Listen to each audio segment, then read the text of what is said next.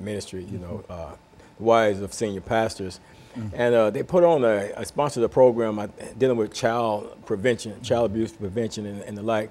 And at that point, Dr. Russell was there and he did a PowerPoint presentation and it just opened up my mind to so many different things concerning this issue that, you know, that I wasn't aware of. And I'm pretty sure that, like, I myself was not aware of a lot of these things. Very good. I'm sure there's so many other people that are not aware of just the little, I don't know if the word subtle would be the proper word to use, but I'm going to use it. Subtle aspects of child neglect, when people are doing things and not realizing that they're actually neglecting the child in the process. You know, for example, you know, something that's simple to me, I mean, and Dr. Russell can correct me if I'm wrong, but if I'm sending my child out of the house in the mornings without properly grooming that child, you know, the child goes out, teeth not brushed or face not washed or anything like that. To me, that's a subtle form of neglect, and it may even be a greater form of neglect. But to me, it's neglecting because you're neglecting to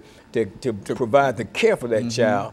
Or if you got a child, a 3, 4, 5, 6, 7-year-old child, and you haven't trained that child to dress, and you're just saying, go in there and put your clothes on and stuff like that. To me, that's neglecting the child, because my understanding is we're supposed to train up a child in the way that they should go.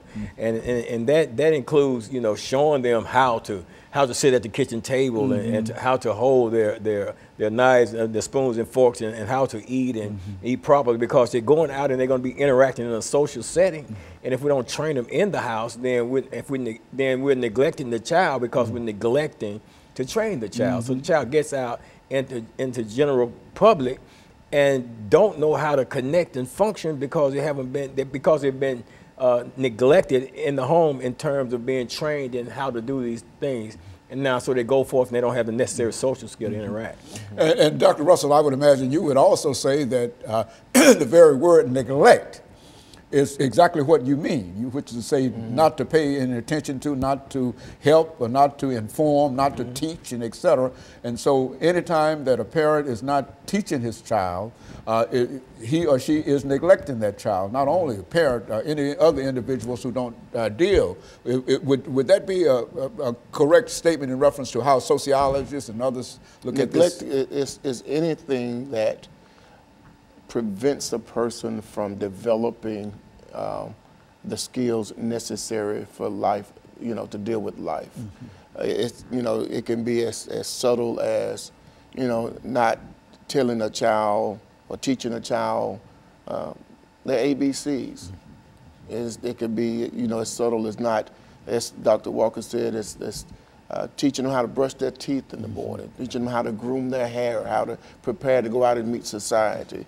You know, we often, you know, because we only see abuse and neglect when it's at a very large scale, when, you know, you have the parent who drowns her children, or you have the parent who puts the child in a microwave, and those types of, and we see that as abuse and neglect. But there's so many other forms of abuse and neglect that go unnoticed, you know, to the untrained eye for a kid that comes to school, for example. As a matter of fact, I think that was the best example that you could think of, Dr. Russell, when we talk about neglect, because every teacher who watches children come into his or her classroom can determine which child is neglected simply by looking at that child. You can tell whether a child is well groomed, the way the child speaks, everything in reference to the child. You can and so in a real sense, it's just the human experiences that are not passed on by the caregiver to the child. And anytime those human experiences are not passed on, then that child is what? Considered to be neglect.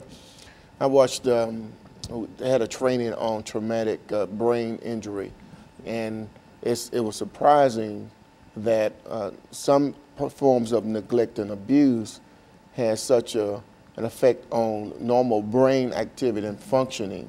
You know, a child not, you know, withholding fruit from a child, how it can actually affect a child later on in life. Oh, yes.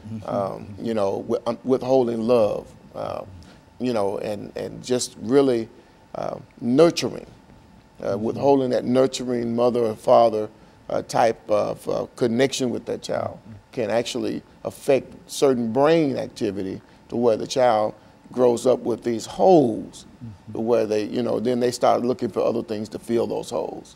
Well, when you deal with, Doctor, your clients, how do you bring them in to deal with them? I mean, do they come to you and say that I've neglected my child, or are they sent to you by somebody? I mean, how do you get in touch with these? Normally, I know up front that they've been, they're coming to me as dependent neglect, because that's the way that the referrals come into me, and it states that they're dependent neglect, and it kind of gives me, an overall view of what type of neglect the child has been subjected to.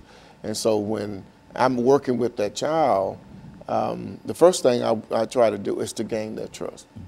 Because one of the things that children need to know, especially kids coming from abusive environments, is that they can trust the people that have some control over their lives.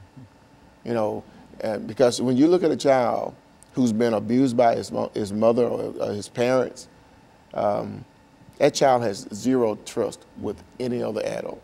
Because if the person who brought me in the world is not going to take care of me, the stranger certainly ain't going to do it. So then you've got to take time to build the trust. Trust is essential. Dr. Nicholas Hobbs talked about trust being essential in the relationship between a child and a parent, or a child and an adult. And then once you can gain that trust, you find out what their deficits are, whether they need to help it. And then you start working with that child on